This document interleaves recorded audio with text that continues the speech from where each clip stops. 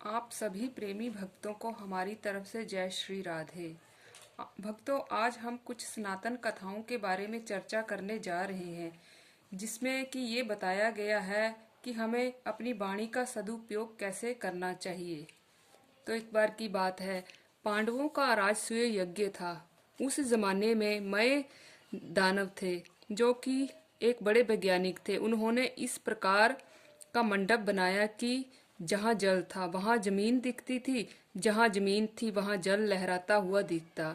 यह बात सबको ज्ञात नहीं थी। वहाँ दुर्योधन आए तो देखा कि जल लहरा रहा है, परंतु वहाँ थी जमीन। उन्होंने अपने कपड़े ऊपर उठा लिए कि कहीं भीग न जाएं।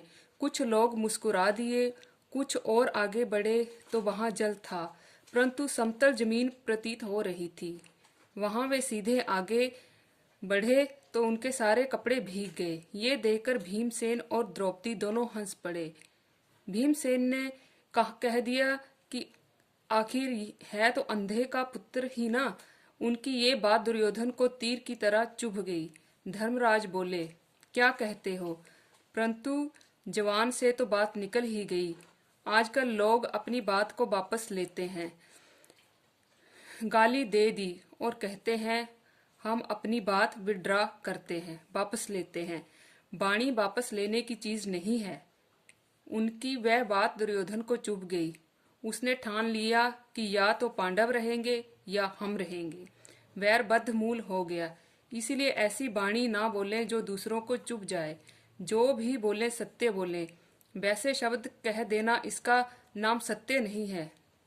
सत्य भाव से होता है। जैसे कोई मित्र हमारे यहाँ आए और कोई आकर बोले कि आपके मित्र आए हैं, उनसे मिलना है, परंतु भूल से अथवा अन्य किसी परिस्थितिवश मुलाकात नहीं हो पाई और रास्ते में जाते हुए भेंट हो जाए, तब यदि कहें कि मुझे मालूम था आप आए हैं परंतु मिल नहीं पाए, तो झेप होती है।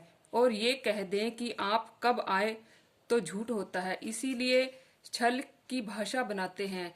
आप आज आए, 3 शब्द बोले, परंतु उच्चारण इस प्रकार किया कि प्रश्नवाचक हो गया। हमें मालूम था कि ये आज आए हैं और कह भी दिया कि आप आज आए।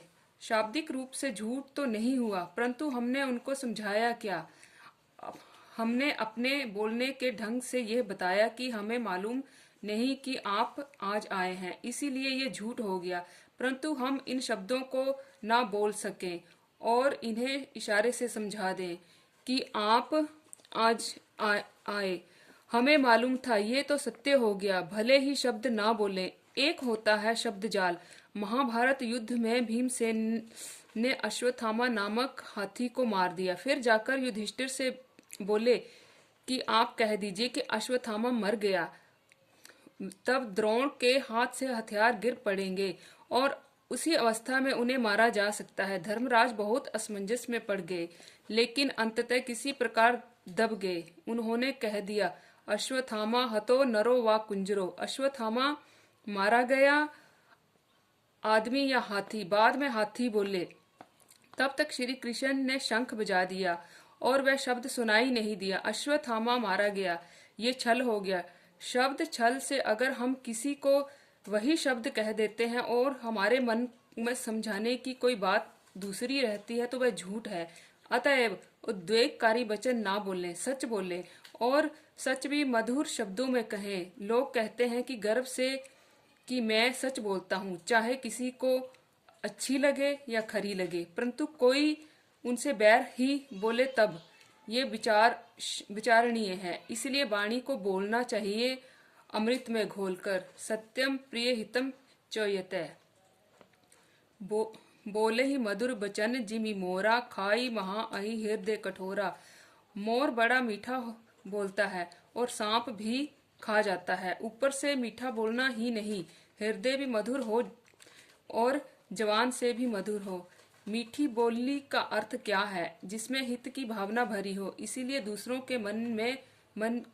के मन में उद्वेग करने वाली जवान बोलना पाप, झूठ बोलना पाप, अप्रिय बोलना पाप, दूसरों के अहित की बात बोलना पाप और व्यर्थ बोलना पाप है। इन पापों से जवान को बचाकर क्या करें? सब में भगवान है, ये समझकर सबका हित करने की इच्छा से सत्य प्रिय बोलें और जब समय मिले तो जीव के द्वारा भगवान का नाम लेता रहे। यह वाणी का सदुपयोग है। भक्तों, आज यही, कल फिर आपसे भेंट होगी।